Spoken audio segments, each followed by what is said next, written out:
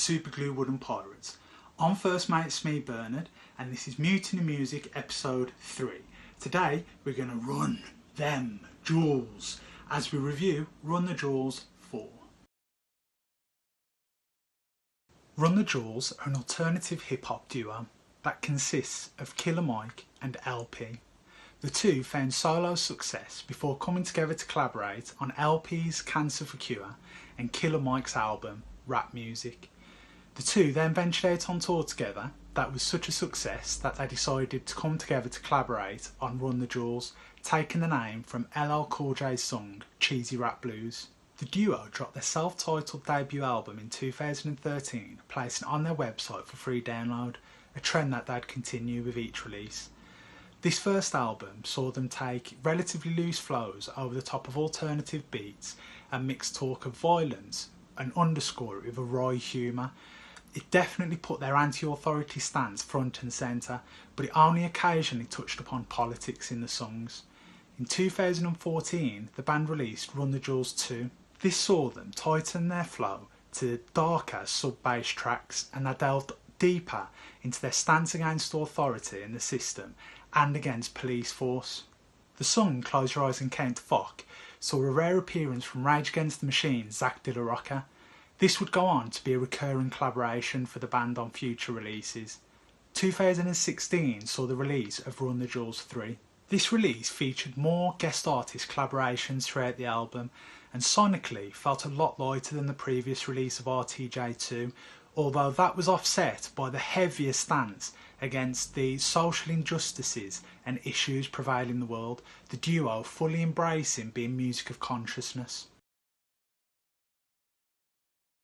I've been listening to Run the Jewels since their very beginning and I can't even recall how I first got into them, though I strongly suspect it was through my friend Martin. And I was glad when we finally got to catch them on the UK tour in 2017. Now if you think that you don't know who this band are, I can near guarantee that you do, because they've soundtracked so many TV shows and films, including Silicon Valley, Deadpool 2 and notably on the trailers for Good Boys. My dad's gonna kill me. Chill. This is how we get the drone back. Picture this, I'm a bag of dicks. You took my bag. And for Booksmart. Picture this, I'm a bag of dicks. Put me to your lips. Hand sanitizer, pack, chapstick, pack, mace. Listen, it is very important that you keep the safety.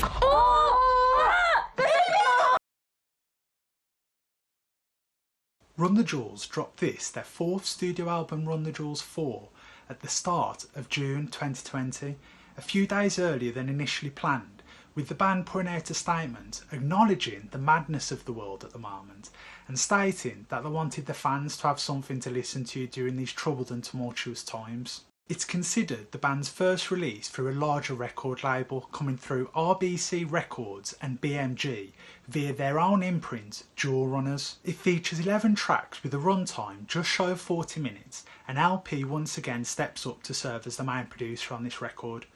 The band put this out for free through the website like all other releases, but were calling for donation to the National Lawyers Guild Mass Defence Fund, a committee of lawyers, legal workers and law students helping to provide support for protesters, political activists and any movement for social change.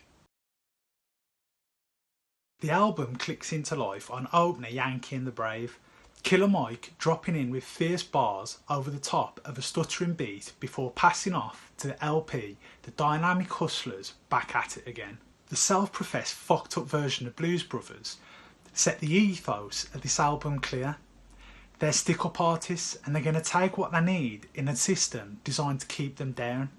This aims full force at the current political situation, LP calling out the disparity in economics. Scam of bliss when you put in villains in charge of shit.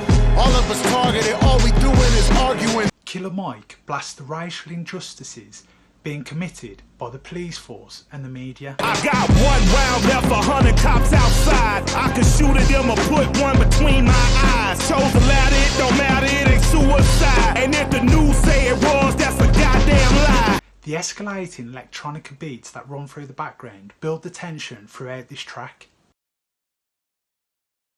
Ooh La La is an early standout favourite on this album, featuring Greg Nice and DJ Premier of Gangstar. It samples from their track DWYCK and also has a skipping piano element through the background, reminiscent of early 90s hip hop such as Jurassic 5 and most notably the Wu-Tang Clan, with a shout out to ODB thrown in there. There is no subtlety here on the anti-authority statement Killer Mike puts forth to the masses. Fuck a king or queen and all of their lost subjects. I pull my penis out and I piss on their shoes in public. People, we the pirates, the pride of this great republic. He's shouting that we, the public, are the true bearers of political power, and by uniting, we can fight against this current political system. He also throws in a throwaway satirical spin on Batman, realising who the establishment is and that he now represents anarchy. I used to love Bruce, but living my vida loca. Help me understand, I'm probably more of a joker. Track 3, Out of Sight, featuring 2 Chainz and sampling elements from the song Misdemeanor by Foster Silvers, and track 4, Holy Clammerfuck, provide the platform to show the band's lyrical dexterity, their vocal interplay and their offbeat humour. Killer Mike throwing out film references and pop culture quips, and LP revelling in delving into his surreal imagery. Holy Clammerfuck is elevated by the march on a dark, rhythmic drum beat to be an early album highlight. Goonies vs E.T. sees the tangible anger of this album simmer up. This boils over on Killer Mike's incendiary closing verse. You've been hypnotized and Twitterized by silly guys. Due to the evening news, make sure you ill-advised. Got you celebrating the generators of genocide. This continues over into my favourite track on the album, Walking in the Snow, which cracks with raw emotion and frustrated rage. The duo call for the public to outgrow the outdated political system. LP confronts those that have been incensed by the state and the media into a race war, and those sitting in apathy on the sidelines. Funny fact about a cage, they're never built for just one group. So when that cage is done with them and you still pour it, come for you. The newest, lowest on the totem, what golly G you have been used. You have to build a death machine that down the line will kill you too. Killer Mike's delivery of the line. And every day on the evening news, they feed your fear for free. And you so numb, you watch the cops choke out a man like me. Until my voice goes from a shriek to whisper, I can't breathe. Is chilling and hauntingly prophetic of the public murder of George Floyd. Unfortunately, this becomes a signifier of the prevalent systematic racism and police brutality facing the black community. These lyrics don't just reference the distant history, they reference the history just recent, especially the public murder of Eric Garner in 2014. And the track ends with an emphatic statement. All of us serve the same masters, all of us nothing but slaves. Never forgetting the story of Jesus, the hero was killed by the state. The beats of Just feel like a spiritual successor to the tracks of RTJ3, and this song features Pharrell Williams and the returning Zach De La Rocca as the unofficial third member of Run the Jewels. This song rallies against the oppression of poverty and the corruption of politics. The band have been vocal in their belief that money has corrupted the politicians and that they are using hopelessness as the tool of the oppressor to keep the public apathetic to this fact. De La Rocca's aggressive delivery raging for us to look at all these slave masters posing on your dollar. Get it? Look at all these slave masters. This not only calls out the latent systematic racism in placing reverence upon these problematic historical figures, but also that our societies have become slaves to money. Never Look Back and The Ground Below, which features sample elements from the song Ether by Gang of Four, allow the album's high production qualities to shine through, LP mastering intense hooks and melody-laden beats. These production elements are elevated by the Josh Homm's impassioned moans and guitar work infused with the emotional resonance of Mavis Staples' evocations on Pulling the Pin's spiritual reflections. Album closer, A Few Words for the Firing Squad, Radiation, continue these reflections as the band explore the emotional conflicts and the pressures of living life in the current system. This is also where Run the Jewels make their last stand, to speak up for those in the struggle, to stand strong with those suffering. For the truth tellers tied to the whipping post, left beat, battered bruised. For the ones whose body hung from a tree like a piece of strange fruit. Go hard, last word to the fire squad was fuck you too. Strange Fruit being a reference to the poem by Abel Mee'Bernard that protests the lynchings of black Americans. This would later be recorded by Billie Holiday and go on to be covered by Nina Simone. The emotions of the album crescendo into an orchestral instrumental before fading into hidden track theme music to close out this latest instalment of Run the Jewels. This album is political activism, it's protest music, a rallying call to arms against systematic racism, poverty, corrupt politics, biased media and fake corporations. It's a cry to destroy the status quo. And no, I do not mean Francis Rossi. The duo's previous releases have been accused of lacking in tempo changes. This album injects a sense of urgency into the blistering soundscape. It's well structured and composed so that the nuanced changes in the tempo and the flow keep the listener engaged and invested.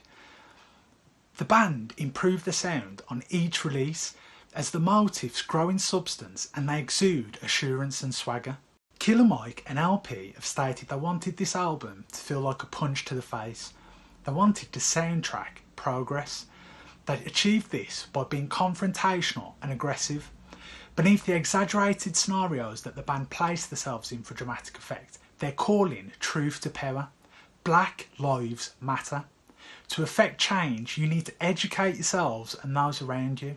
You need to get out and vote to destroy racist laws and racist policies. And this starts at a local level.